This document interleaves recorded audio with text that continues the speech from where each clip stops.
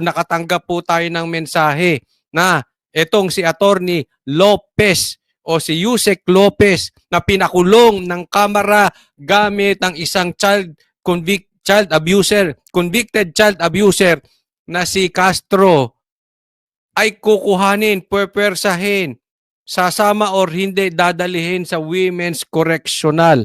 Kanina po, galing tayo sa SMNI, at ginawa natin ang ating programa. Ang sabi ko po doon ay tayo ay maging mapagmatsyag kasi maraming magaganap ngayong weekend.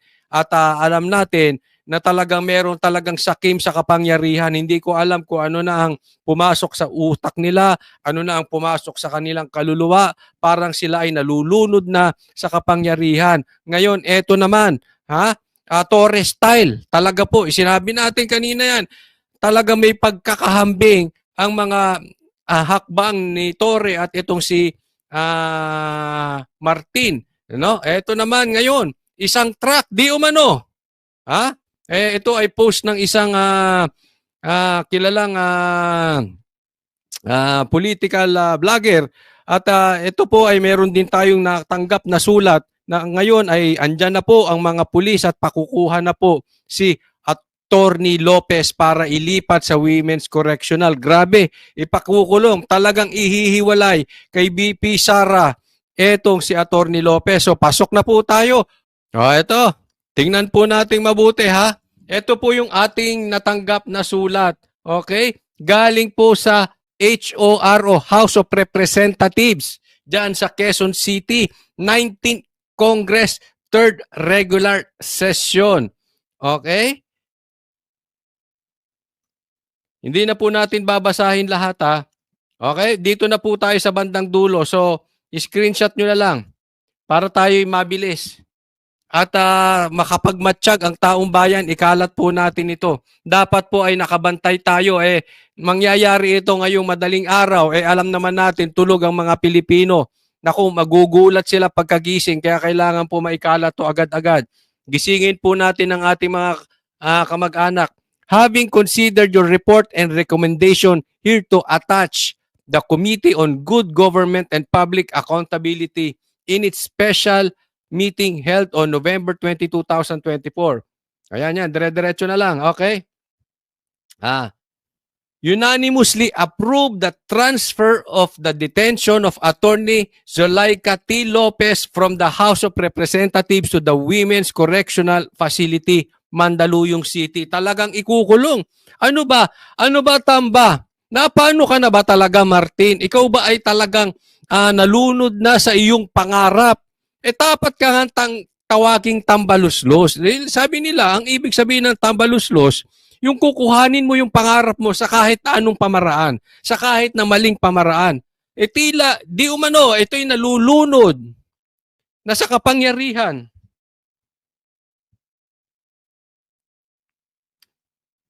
Saglit may tumatawag. Diyan lang po tayo.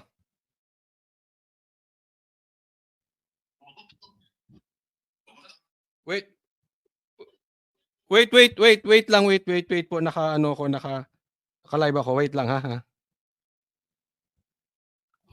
Ito po at yung Banateros po nag-uusap-usap na no.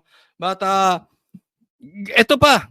Nalunod na po talaga sa kapangyarihan itong mga bata ni Martin. So ordered witness our hands the seal of the House of Representatives of the Republic of the Philippines, Quezon City.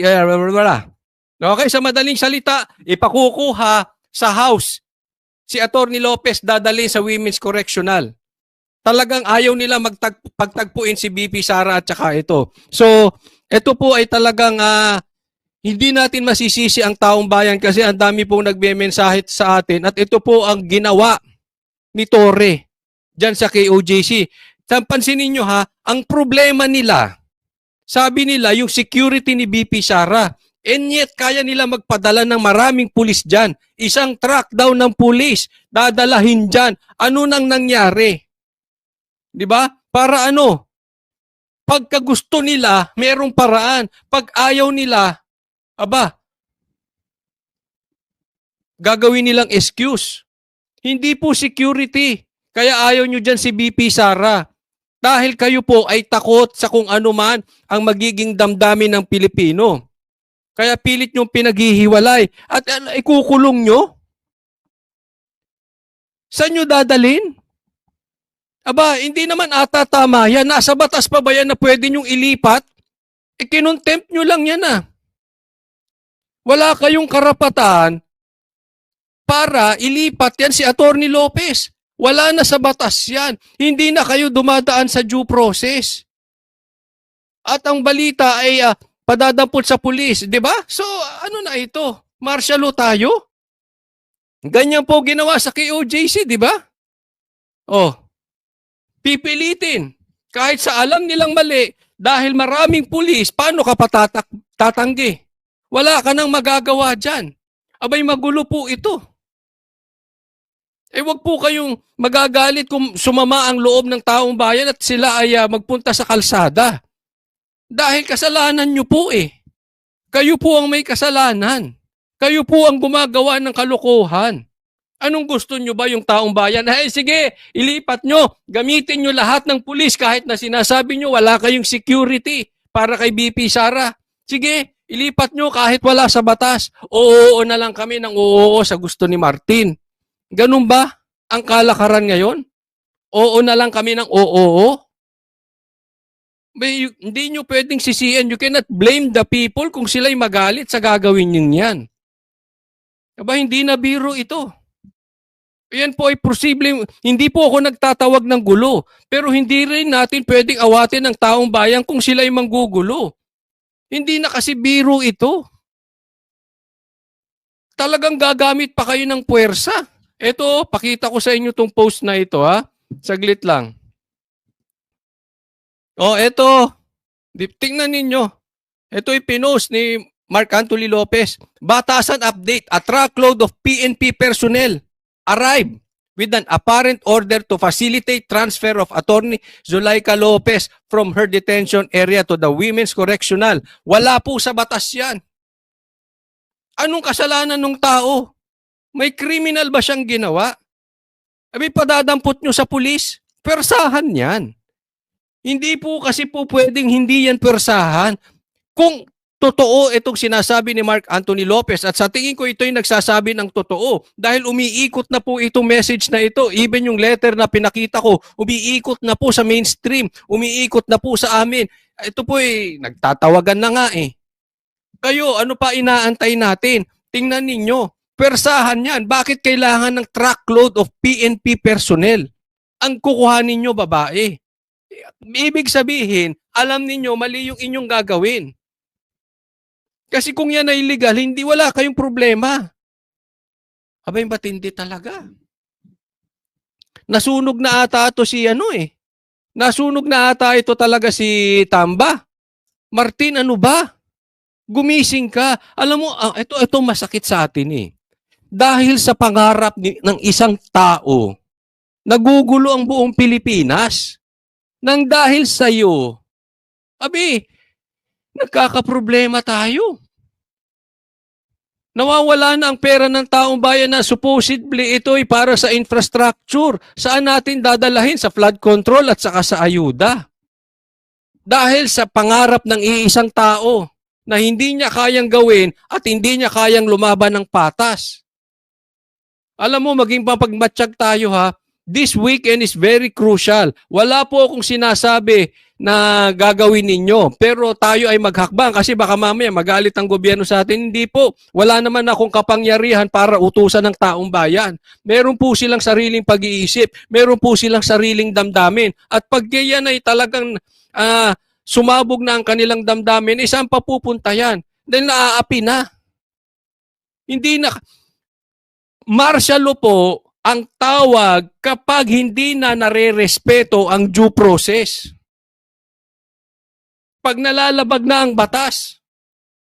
Ang tanong ko kaya, kailan tayo ipagtatanggol ng AFP sa pagsugpo sa mga bumabastos ng due process at sa nag-aabuso sa kapangyarihan? Ay, hindi ko alam. But we are waiting. As of now, as of the making of this video, We are still waiting for the reply of PRRD and BP Sara. Tingnan natin. And wag po kayong bibitaw. Wag po kayong matutulog. Kailangan tayong magmatsyag. Grabe. Gagawin talaga nila ito sa madaling araw. Pwede namang kanina. Oh. Ngayon, tulog na ang mga Pilipino. Kaya sa makakapanood ng video na ito, i-share nyo po. Gisingin po ninyo yung inyong mga kamag-anak. Hindi na biro itong nangyayari sa atin. Ako'y naaalala ko yung nangyari po nung sinugod ng libo-libong pulis ang KOJC. Ito ang pakiramdam. Parang wala ka nang magagawa. Wala kayong magagawa. Parang ganyan ang gusto. Wala kayong magagawa. Kami nasa kapangyarihan. Kami ang may dala ng armas. Marami kami. Wala kayong magagawa. Kaya kayo dyan, manahimik kayo. Sumunod kayo sa gusto namin. Pag sinabi namin umuo kayo. Pag sinabi namin hindi kayo. Pag sinabi namin umupo kayo. Ganyan na pong nangyayari. Napaka-disrespectful nitong mga taong to. Bastos. Hindi po natin sinisisi yung pulis kasi sila'y sumusunod lang. Ang may kasalanan dito yung kanilang mga amo. So don't forget makibalita po and share this video. Maraming salamat po.